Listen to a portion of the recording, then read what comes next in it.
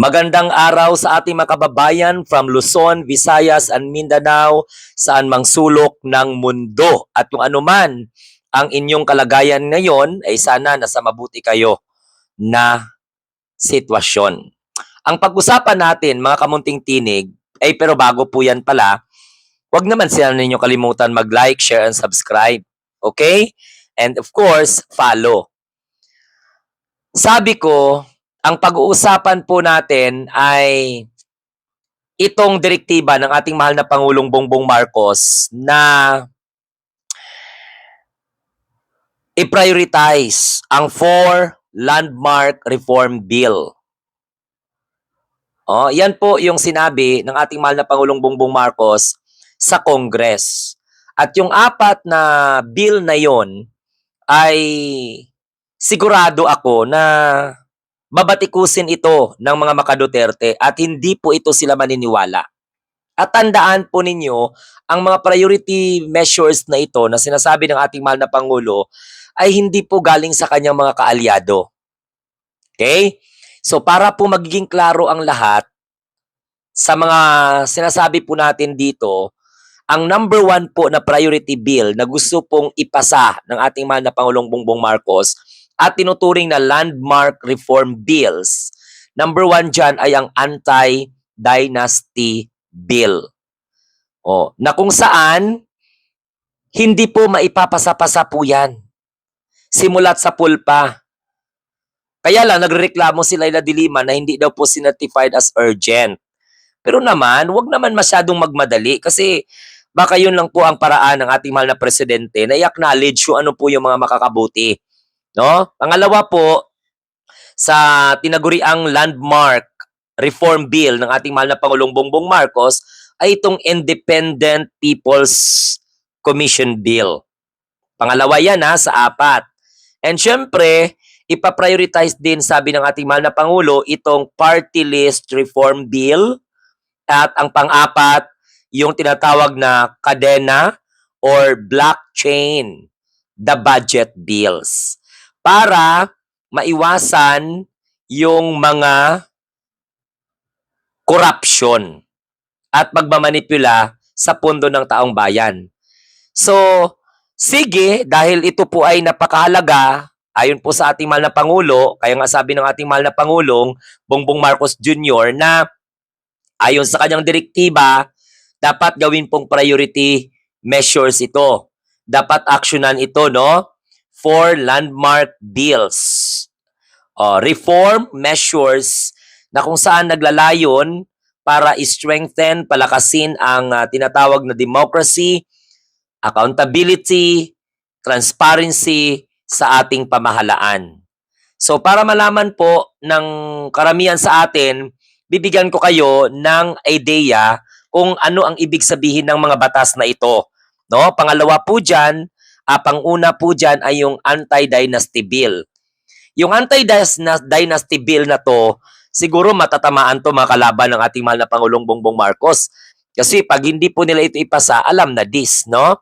So, ito po ay filed separately by Senator Kiko Pangilinan, no? Kasi si Kiko Pangilinan, file niya ito yung Senate bill, no? July 2025 pa. Tapos, meron po ding sinampa din ang Akbayan party list na tinaguri ang House Bill 5905 sa 20th Congress. So, this seek to finally enforce the constitutional ban on political dynasty. Kaya nga ang tawag dyan is anti-dynasty bill. So, isinampa po ito ng magkahiwalay ng Akbayan Party List at ni Senator Kiko Pangilinan. Pangalawa po sa itinuturing ng ating mahal na Pangulo na sana bigyan po ng aksyon ng House of Representatives at gawing priority ay ang Independent People's Commission, no, bill na kung saan ang version nito ay isinampa or final po ito ng mamamayang liberal party list, no, na walang iba kundi si Laila de Lima. Okay? Ito yung tinaguriang House Bill 4435. At kasama niya po dito si Senate President Tito Soto with co-authors na si Risa Ontiveros at saka si Erwin Tulfo. At tinawag po ito na Senate Bill 1251. Ang design na ito ay para po i-create ang independent body na maimbestiga sa korupsyon at pang-aabuso sa kapangyarihan. So, pangatlo po sa sinasabi po dito ni Pangulong Bongbong Marcos na sana po ay i-priority ng ating Kongreso ay ang Party List System Reform Bill filed by Senator Bam Aquino, okay, Senator Bam Aquino, na kung saan ay tinawag po ito na Senate Bill number 1559 of 2025 na naglalayo na naman para palakasin ang party list system at ma-prevent yung dynasty and vested interest. Yun po ang layon niyan. Ang pang-apat, mga kamunting tinig, ay itong Kadena Act or Citizen Access and Disclosure of Expenditure for National Accountability.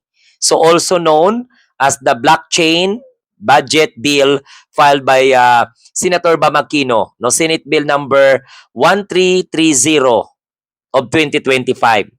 So naglalayon ito na para i-promote, mga kamunting tinig, ang transparency in government spending by requiring public disclosure of expenditure. So ito po ay ang mga mabibigat na mga panukalang batas na gusto pong i-priority ng ating mahal na Pangulo. At yan po ang kanyang direktiba sa Kongreso. So sigurado talaga, mga kamunting tinig, na magsakit na naman ang ulo nitong mga maka-Duterte dahil hindi po sila sanay sa mga ganitong klaseng hakbangin, lalo na po yung anti-dynasty law. Maapektuhan to ang mga kaalyado ng mga Duterte. So ito po ay political will ng ating mahal na Pangulo na kahit na hindi niya kaalyado, ay talagang sinusuportahan niya basta makakatulong po sa taong bayan. At napakaganda naman po ang layunin nitong mga panukalang batas na ito. Kaya lang may mga nagreklamo pa rin na bakit daw po hindi sinertify as urgent nito ng ating mahal na Pangulo. Pero ang importante, mga kamunting tinig, ay nakita po ng ating mahal na Pangulo ang kahalagahan nito. Nakita ng ating mahal na Pangulo ang importansya nito sa bayan at ang advantage nitong mga panukalang batas na ito. So, ang mga nagrereklamo lang naman, yung mga maka-Duterte diehard supporters na mga hindi po nakakaintindi, wala silang kaalam-alam na ginagawa po ng ating Pangulo sa pamamagitan po ng political will, yung mga priority bill na hindi po na ipapasa-pasa nung mga nakaraang administration, nung mga nakaraang administration. So, abangan natin ang development na sa Kongreso na at Senado na ang bola dahil po sa gusto po naman ng ating mahal na Pangulong suportahan itong klaseng mga priority bill na ito. Okay? So hanggang sa muli, ito po ang inyong lingkod, ang munting tinig ng ordinaryong Filipino, at maraming salamat dahil bawat plano ng ating Pangulo ay para po sa bayan, para po sa sambayan ng Pilipino, ngayong henerasyon at sa mga susunod pa. Kaya swerte ang susunod na maging Pangulo ng Pilipinas dahil inaayos na ng ating mahal na Pangulo, winawalis na ng ating mahal na Pangulo ang mga kalat at inaayos na ng ating Pangulo ang sistema na nakaligtaan naman po ng ilang administrasyon na ilang dekada na hindi po nila pinaprioritize. Huwag kayong mag-alala yung mga nagreklamo na hindi po certified as urgent ng ating mahal na Pangulo. Gagawin po ng ating mga Pangulo ang karapat-dapat. No?